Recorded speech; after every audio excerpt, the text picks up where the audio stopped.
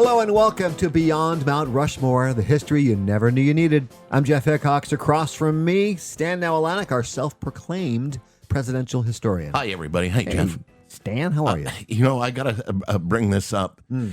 We have thought about this from our last episode. We were going to go and maybe if we had enough material, do a two-parter on what happened to Aaron Burr, former vice president, after the legendary duel with Alexander Hamilton. Yes. And you and I were sitting talking, and I said, do we have enough for one, or can we make it two episodes? Because a lot of people associate the whole Alexander Hamilton, Aaron Burr thing with the play and the musical, versus the actual facts that went into that. And so we said, I think we could probably do a two-parter. And then you called me, and then you said, but you know that doesn't happen unless the Thomas Jefferson stuff gets involved into it. Right. And we looked at each other and said, guess we're doing a three-parter. We're doing a three-parter. And that is exactly what we're going to be doing. Because in order to tell the story of the duel between Alexander Hamilton and Aaron Burr,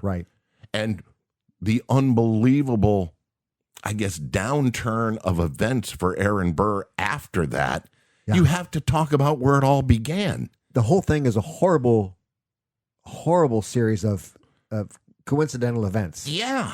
And it starts with Thomas Jefferson, our third president, and our third vice president, Aaron Burr. Correct. That's the part that most people don't realize. Wait, what? Okay, so you're going to go and you say, okay, the duel happened on July 11th, 1804. Yes. Aaron Burr was the sitting vice president. Think about this, folks. Correct. He was the sitting vice president. Yes. But how did they get there? How did they get there to square off in a duel in which Alexander Hamilton was killed? He was, and it changed the path of our country in some ways. A federalist. We're gonna tell you some things that you didn't learn in school. At least you're going to know a few facts that they didn't teach you in school. Right. We told you about Thomas Jefferson in several previous episodes. Most notably, and mark it down if you want to hear it before you complete this one. Yeah. Because we got three parts. Our February 2nd episode of Beyond Mount Rushmore, we go into him, his children, his wife, and all of that stuff. The many loves of Thomas Jefferson. That's right. But what about Aaron Burr? Who was Aaron Burr? You hear the name. Maybe some of you didn't even know he was vice president of the United States. Right. Not everybody's seen that musical. And I'll allude to this as we both have. Very close. Could easily have been a president of the United States. Extremely close. Can't get any closer. Burr was born in 1756 to a highly distinguished New Jersey family. His grandfather was the famous theologian Jonathan Edwards. He graduated from Princeton at the age of 16. Wow. He was very smart.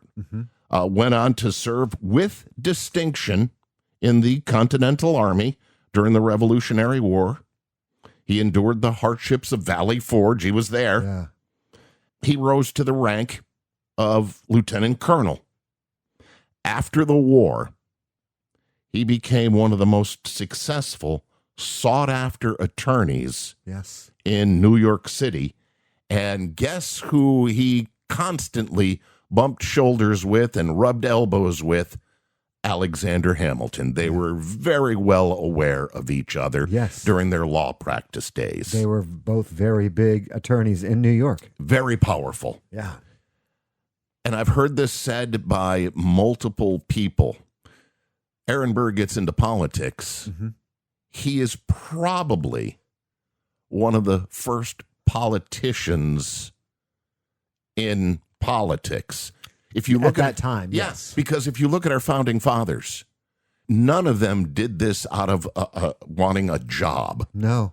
And there was no political parties when they wrote the Constitution. They did it because they wanted to break free of England, and they did it for the people of the new country. Yeah.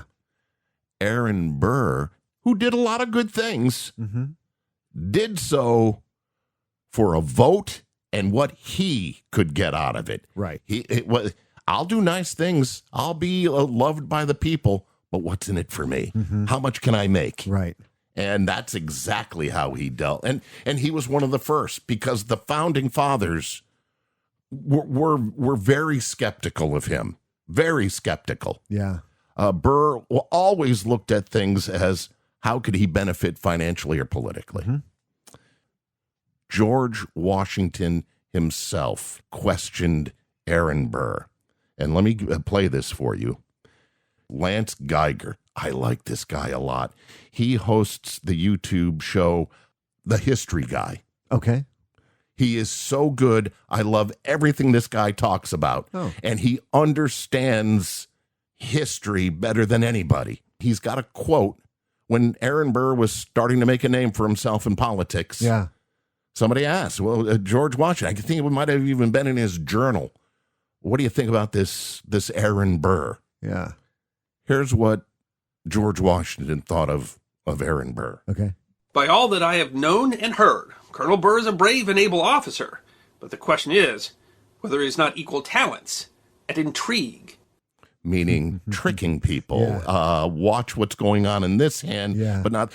George Washington couldn't even figure it out. He knew he was a guy that got things done, very powerful, but I don't know enough about this guy. He's up to something. Yeah. And he was. He was. He really was. He most certainly was. His political peak, Aaron Burr's political peak, came as this whole thing gets started now in the election of 1800. Yes.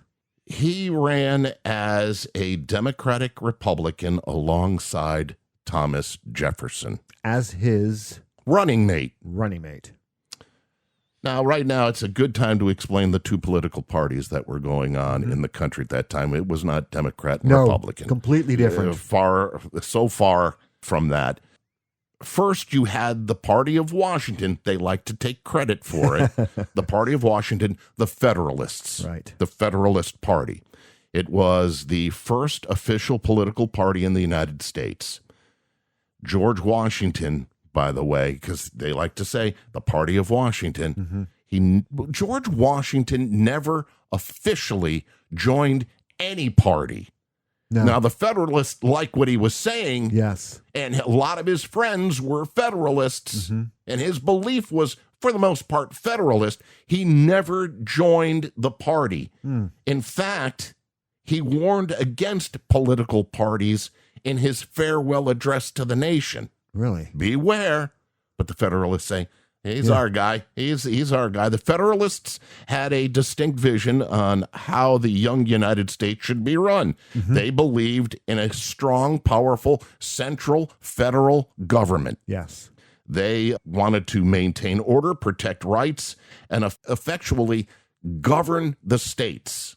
Yes, they stronger federal rights, stronger federal power. Right, versus the state power. Yes. The other party at that particular time, which is a party that Jefferson was a part of, the Democratic Republican Party.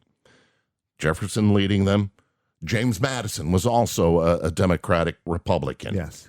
While the Federalists represented the urban elite, merchants, and New Englanders, the Democratic Republicans championed states' rights. Stronger states, weaker federal government. Precisely. And they looked closely at what the Constitution was trying to interpret and the interests of rural farmers, southern plantation owners.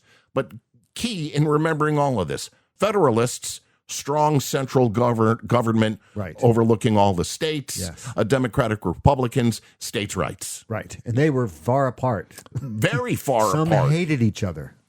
By constitutional rule at this time, the election of 1800, it was electoral votes. Yep. But the person running who got the most electoral votes was elected president of the United States. The one who got the second most was automatically vice president. Right. It was like when John Adams, a Federalist. Who became president, who was his vice president. Yeah. Thomas Jefferson. And he hated it. Adams hated it. They all hated it. Yeah. In fact, Thomas Jefferson was quoted as saying that this is the most useless job in government. And Adams complained he couldn't get anything done because of the opposition was in his back pocket. Exactly.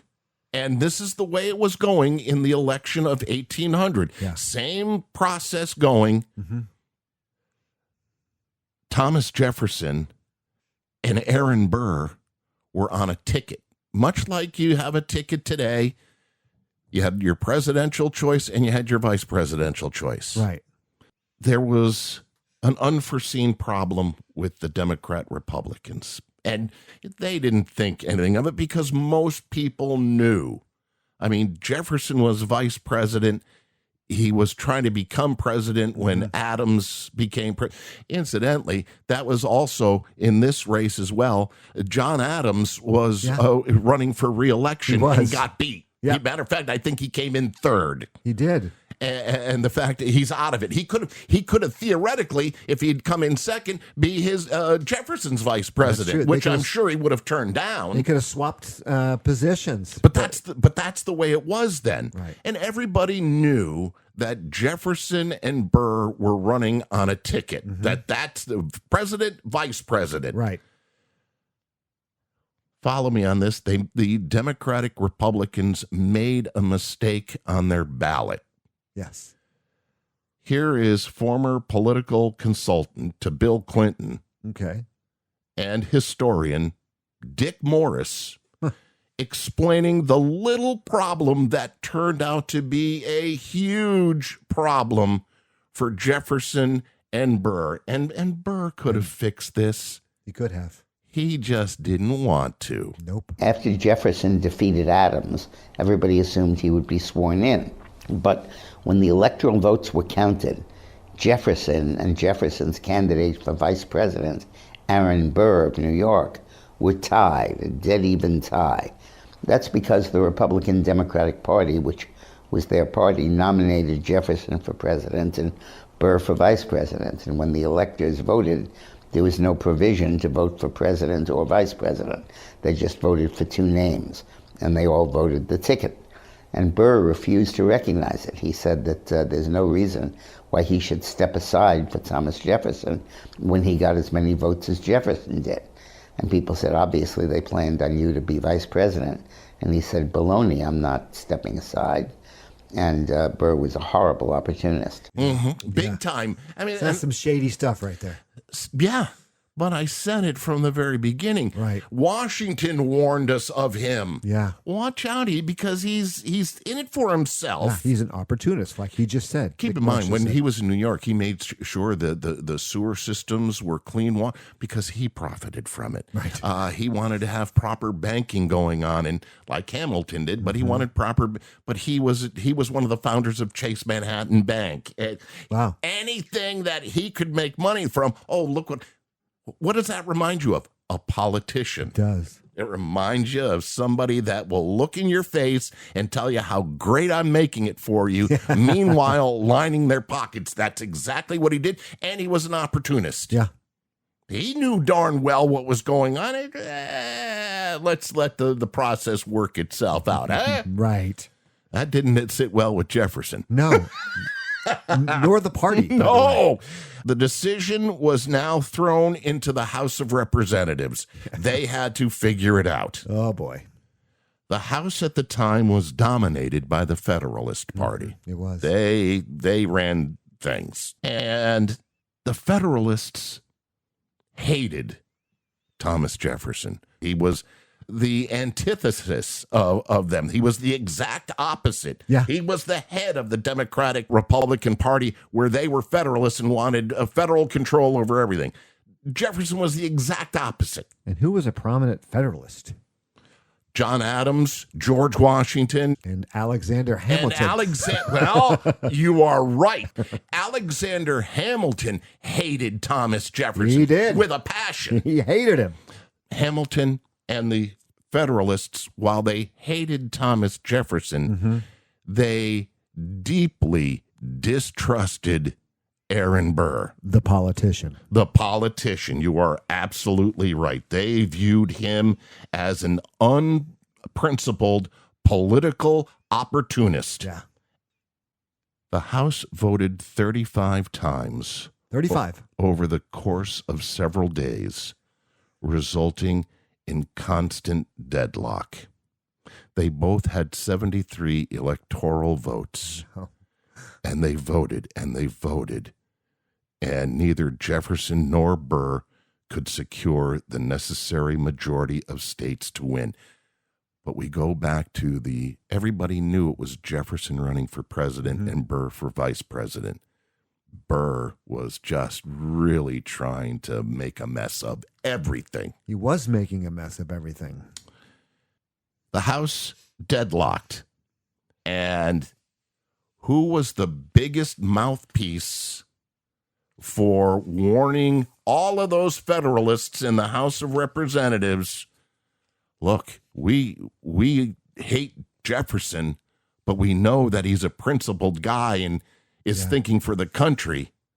This Burr, right? This opportunist, this trickster.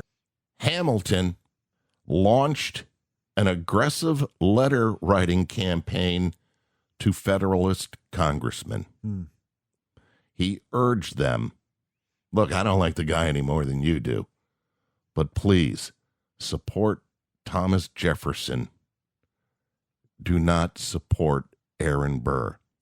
Let me read for you, an actual quote from Alexander Hamilton, which kind of explains exactly why he did, or he urged the House to do what they did. Okay. Quote, if there is a man in the world I ought to hate, it is Jefferson. But Burr is the Catiline of America. Jefferson has beliefs, even if they are wrong. Burr has none. There you go. Except for his own advancement. Now, when he writes Catiline of America, I know a lot of people heard me say that and going, what do they mean? Catiline, what is Catiline of America? Yeah. Hamilton, what great writing. This guy was such an orator. This guy could write and speak. The Federalist Papers. Think about that. Yeah. They're him. He was so good. He was writing by referring to the famous Roman politician and soldier Catilina from the 1st century BC. Catilina is best known for orchestrating a failed dramatic plot to overthrow the Roman government and eliminate his political enemies. So he throws in one word to describe Rome and who was trying to overthrow Rome by tying it to Burr. Wow. Listen to it again. If there be a man in the world I ought to hate, it is Jefferson. But Burr is the Catiline of America. Wow. That is great. Yes. That is just great. Hamilton's core argument was that while Jefferson's politics were incredibly flawed, he possessed a baseline of political character and a desire for stable government. Yeah. Just by his own actions, Burr showed you he wants to go and shake this up and really make a young new country unstable. Yeah. He said Burr possessed no predictable ideology.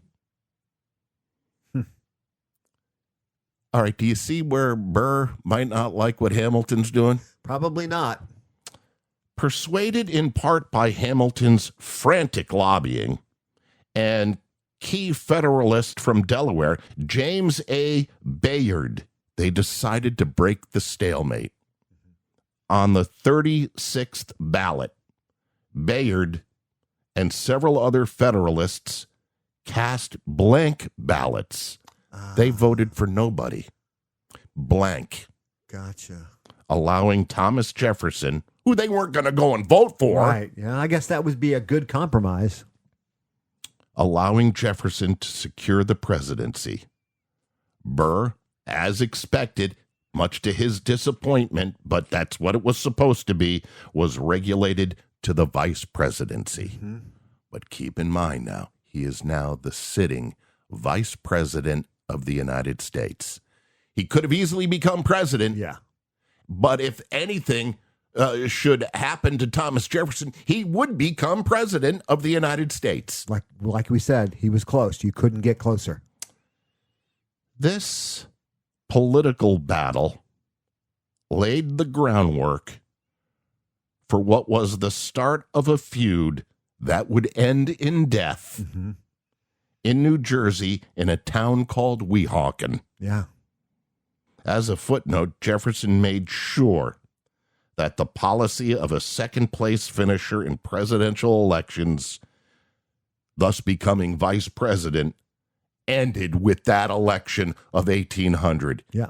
He would not let that happen again and went to the Congress and said, you got to change this thing and you'll have my signature on it. Yeah. The 12th Amendment of the Constitution. It was ratified in 1804, and this amendment changed the Constitution to require electors to cast distinct, separate ballots for president and vice president, ensuring a tie between running mates could never happen again. Yes.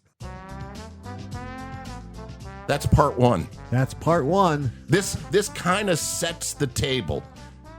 Jefferson now gets what he wants. He got Burr out of the way, thanks to Alexander Hamilton, who just told everybody in politics, Right. this guy isn't to be trusted, this Burr. And do you honestly think Aaron Burr is going to sit and take it? Probably not. And other things happen to him as well in the next episode or our next one. Yeah. And of course, how is Jefferson going to treat Aaron Burr now? Not well. Well, think about this. You crossed me. Yeah. We were on the ticket together. Yeah. You know, chances are pretty good. And take a look at history. If you're vice president, even though you don't have a whole hell of a lot to do, chances are pretty good you have a shot at becoming president. Maybe, maybe not. Ladies and gentlemen, there you go. Part one of our three-parter, which is the rise and fall of Aaron Burr. This has been Beyond Mount Rushmore. We've got in 2 weeks, we're going to do part two. Part two of the rise and fall of Aaron Burr. Hamilton, Burr, and the duel that shocked the nation. There it is. And there are things about that you may not know about. And then obviously you have to say to yourself, and if you watch the musical, the play, it ends with the duel. Correct. Ooh, what happened to Aaron Burr? And we're going to find out in episode 3. Yep. So stick around. This is a good one because history is layered. Yeah. You can't tell one story without first finding out about the other story. Exactly.